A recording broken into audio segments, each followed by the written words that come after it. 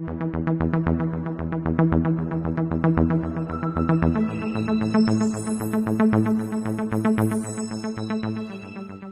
everybody out there in the YouTube universe, this is Mr. Movie, and in today's video we're going to be doing another top 5 list.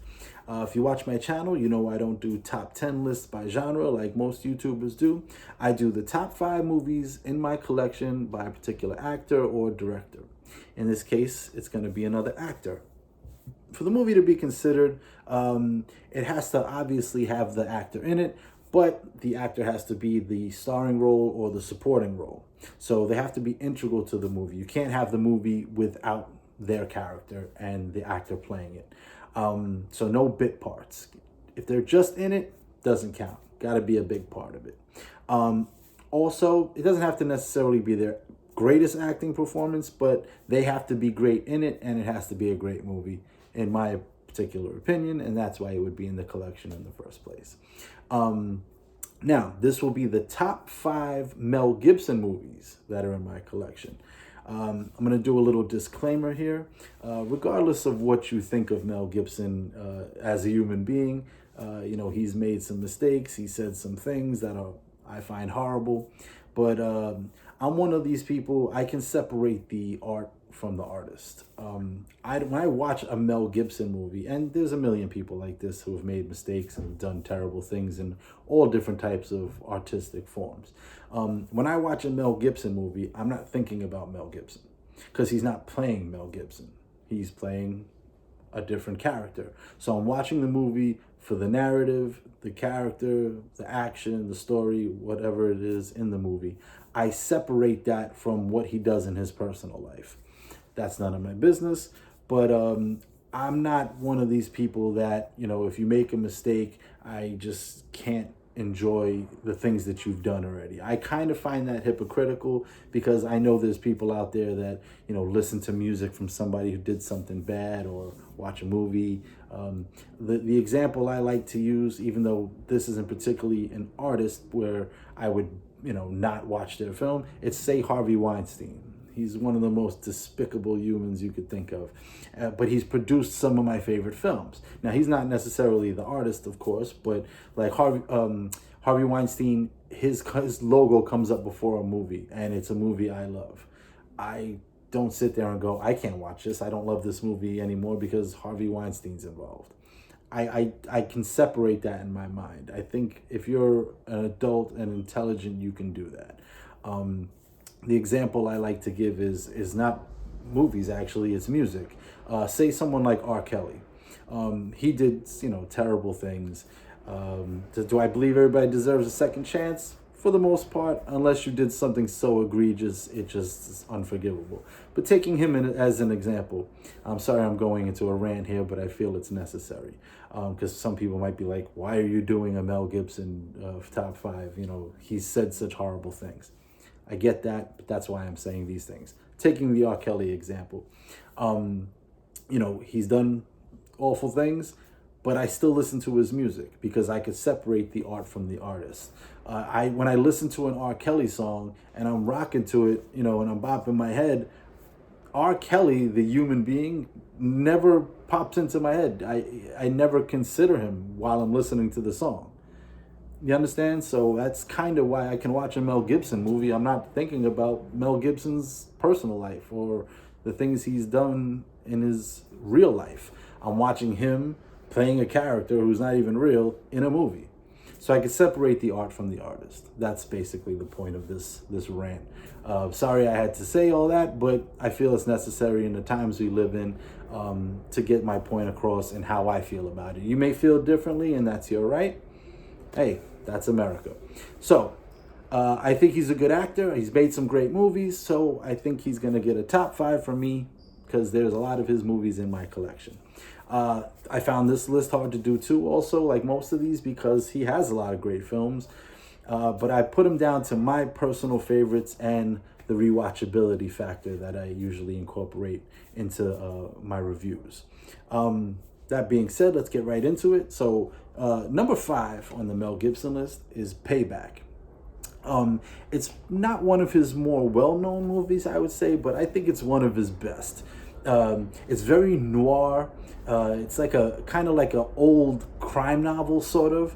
It's a revenge tale. You know, he's a bad guy. Notwithstanding what I said before, his character is a bad guy, and but he has kind of a moral code, and you know, he gets into all kinds of. Basically, he did a job and got double crossed, and he's owed this specific amount of money. It's not really even that much money, and the thing is payback. That's the name of it. That's the whole thing. Is he wants his money, and he's gonna get payback.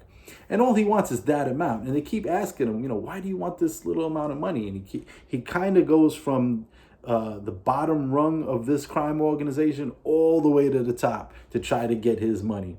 And he goes through all kinds of stuff and goes through all kinds of henchmen and different things. And little by little, he gets all the way to the top. And it's a really cool movie. The way it's shot, the way the narrative is, the way it moves.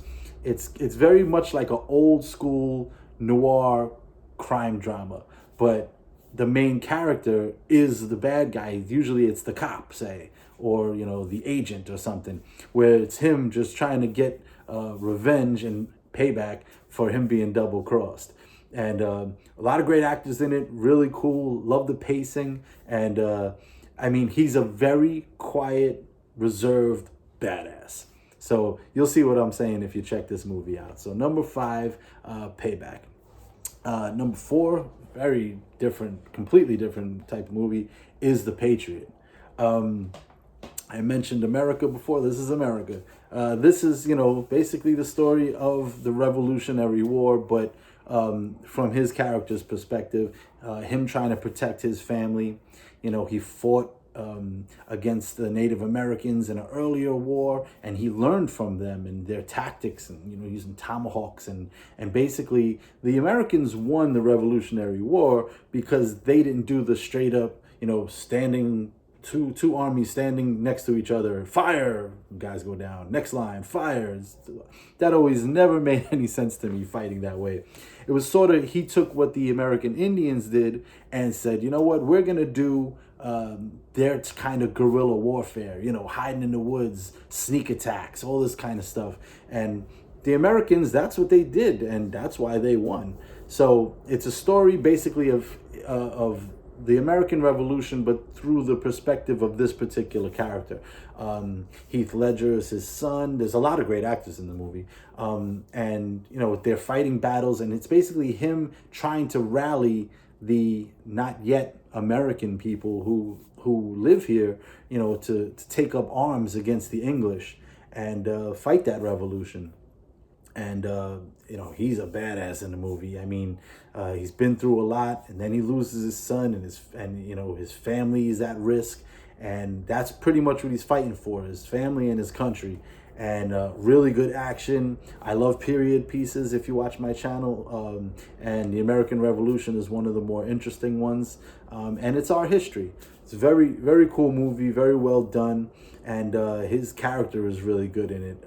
You know, you understand his motivations, and you see why he's going so hard after it, family and country. So really good movie. If you like war movies and you like, you know, American movies, this is a really good one. The Patriot, coming in at number 4. This I'm probably gonna get some heat for. It's the real Mad Max. This is all of them. This is Mad Max, Road Warrior, and Mad Max Beyond Thunderdome, all of them together. I picked Thunderdome. Now, some people might be going, what? How do you pick Thunderdome over Mad Max and the Road Warrior? I'll get to that in a second. I love Tom Hardy, but I did not like that new Mad Max movie. A lot of people love it, the Fury Road one. Hey, that's your thing, that's cool. I mean, there's parts of it and things about it I liked. I just didn't like it overall. And I think part of it is my bias of Mel Gibson's Mad Max. You know, even though I love Tom Hardy, I did a top 5 on Tom Hardy. He's a great actor.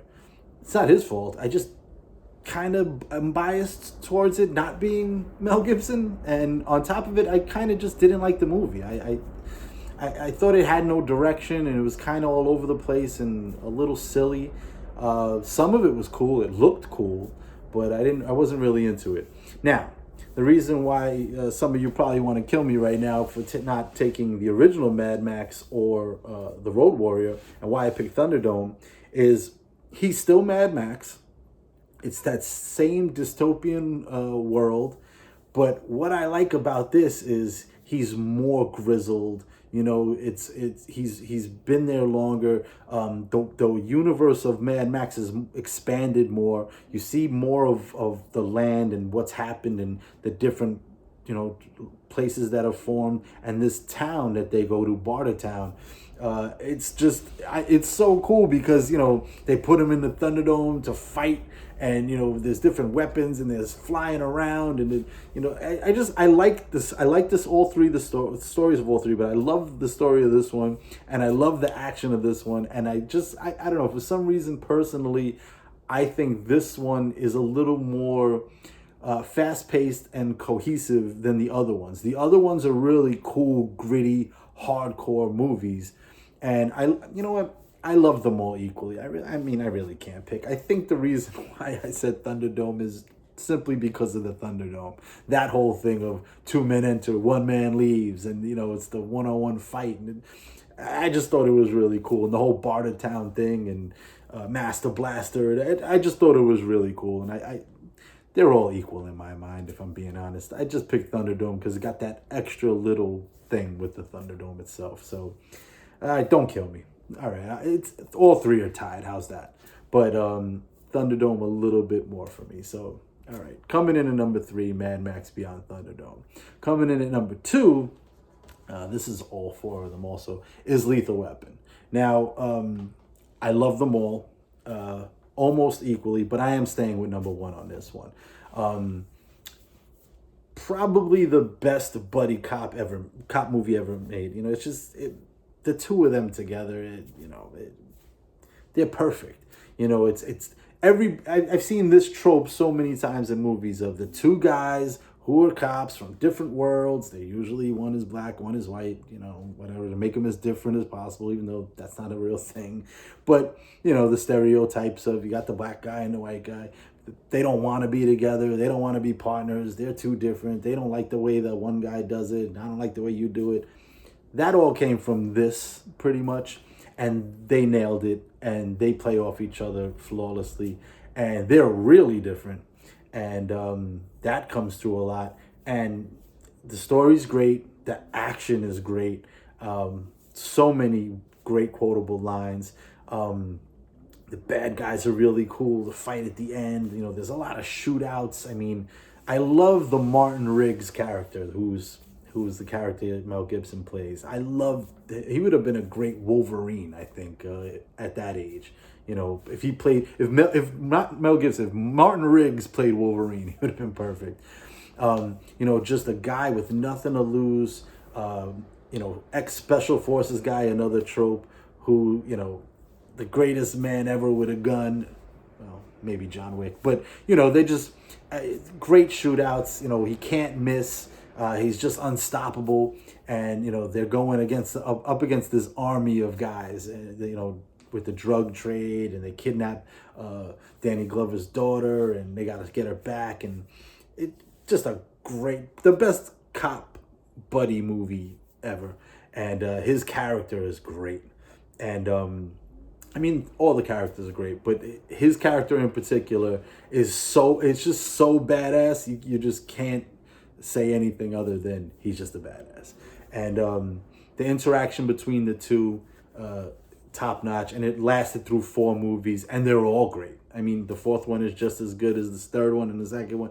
I just picked the 1st one because I think it's the best. It's the original, and it's just some hardcore kick-ass action, and one of my favorite movies, and started you know, a big long series that I think most people love. So number 2, Lethal Weapon. And number 1, you could probably guess it, classic, one of the best movies ever made, is Braveheart. Very historically incorrect, I must say, at the outset. You know, I love period pieces, and this is one, and it's near and dear to my heart, but very historically inaccurate. But that being said, that just shows you how great the movie is, because you don't even care. I mean, if you're a historical, person who loves history and period pieces, you might. So I do a little bit, but it's so good that it kind of doesn't bother you because it's such a great epic movie. It's so well made. It looks great.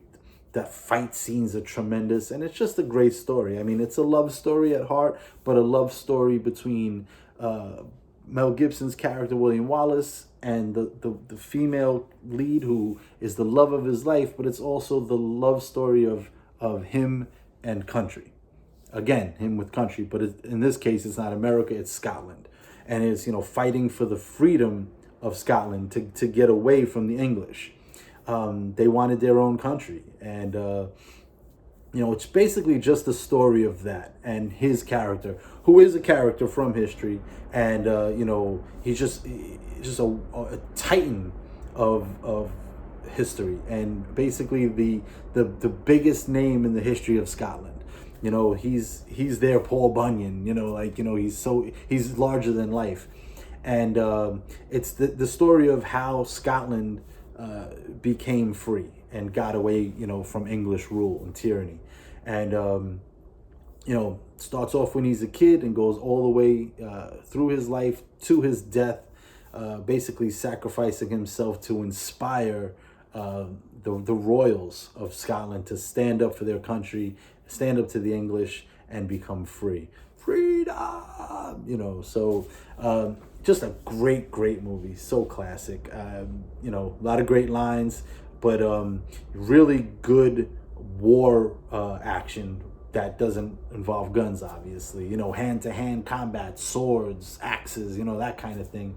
So really great movie. It's long, but you don't really care or notice it because it's filled with a really great narrative, great action, and the spacing is really good. You get important dramatic parts, then a great fight scene, dramatic parts, fight scene. It's very much like that, and it keeps you and carries you through the movie, and it doesn't get old. I've seen it a million times. Such a great movie, classic, regardless of the being on this particular list. Just in general, one of the best movies ever. Coming in at number 1 is Braveheart.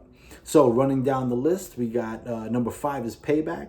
Number 4 is The Patriot. Number 3 is Mad Max Beyond Thunderdome, or Mad Max and The Road Warrior combined, so nobody gets upset at me.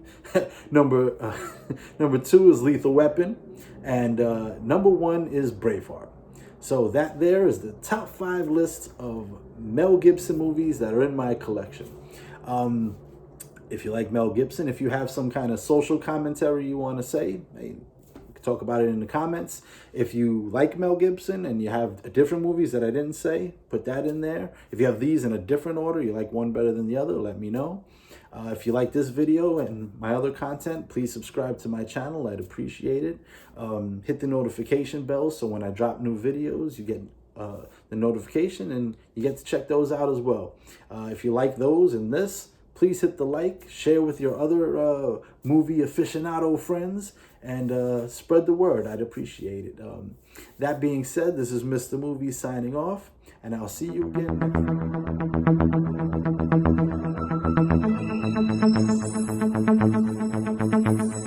time.